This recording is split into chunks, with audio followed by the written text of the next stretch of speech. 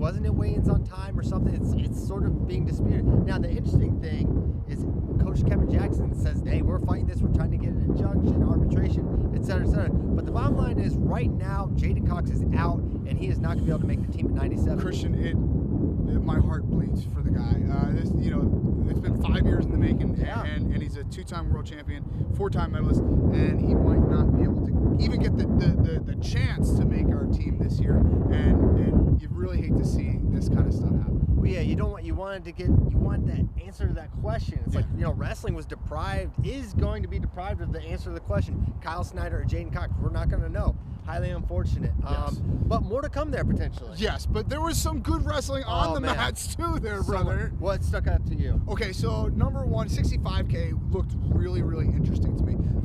If you would have told me that Joey McKenna would beat James Green the way that he did coming into today, I would have raised an eyebrow for sure. I'm not saying that I would have called you crazy, but I certainly would have raised an eyebrow. Ashnell took Zane to the brink. Yeah. Right? He gave him as much as he wanted to handle. 65 was a son of a gun to me today. Yeah, I thought Joey looked great. He's going to have Zane next. We'll see how that goes. I believe Joey was out to a 5-0 lead against Zane at one point, and then Zane rattled off 10 straight. Then we're going to see Yanni versus Jordan Oliver in that 65.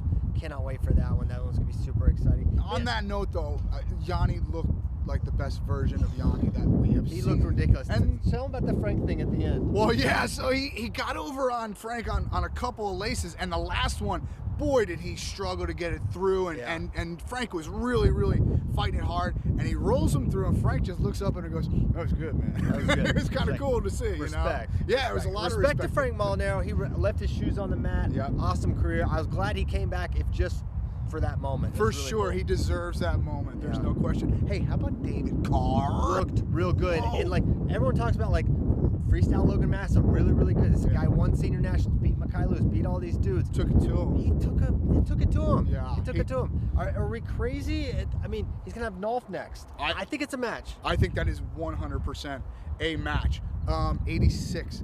Zahid looked great for 3 minutes. Yes. Brooks, and then we're talking about the Aaron Brooks match. Brooks was kind of moving him around at the end. Zahid, very savvy. He used the grounding rule on the edge well. I think there's other scenarios. He's going to have to be careful of that, is all I'm going to say. I agree. If he does that, he could get cautioned for that. If I'm a coach for someone wrestling Zahid Valencia, I'm putting that in the ref's ear early. Don't let him use that to evade action. But now, and just to play the other side of the coin on this, he does that in the middle too. He stays on both knees quite a bit in the middle. So maybe he's kind of doing a selling job. Maybe he's selling the referee in the center because he does it on the edge too. And he can shoot from there. Also 86 related, Bo Nickel took out Pat Downey. But the one thing we noticed, and we don't know what the deal is, but big old knee brace on Bo Nickel, not something that we've seen Bo wear. Right, yeah, he's not a knee brace kind of guy, but there was knee brace, there was magnetic tape, there was some stuff going on his apparatus. Yeah, apparatus. Yeah. As we're going through men's freestyle, Kirkley takes out Mason Paris. Got a late takedown there. Shows the major difference in folk style freestyle for me. And but other than that, kind of great wrestling, but mostly chalk going on there. Chalk is about right. Yeah, that's not the terrible thing. And then the only other things. So that's pretty much it on the men's freestyle side.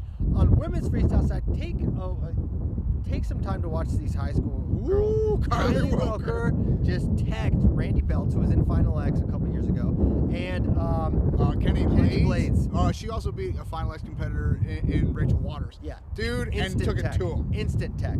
So watch these two young ladies. They look absolutely out of this world good. Otherwise, Greco, Braxton Amos looking really good. He's kind of an interesting guy here. He's an interesting guy because he's going both styles. Both styles. He's crazy. He's Iron Man. We'll see. He got teched by Colin Moore, so that's a couple things to monitor. But tonight are semis and challenge tournament finals, so the finals will be set tonight. Right. Man, I can't wait for that. If we hear anything on the J'den front, we'll let you know. We will let you know. Anything else, Mike? No, that's it. 7:30 Eastern. Be there.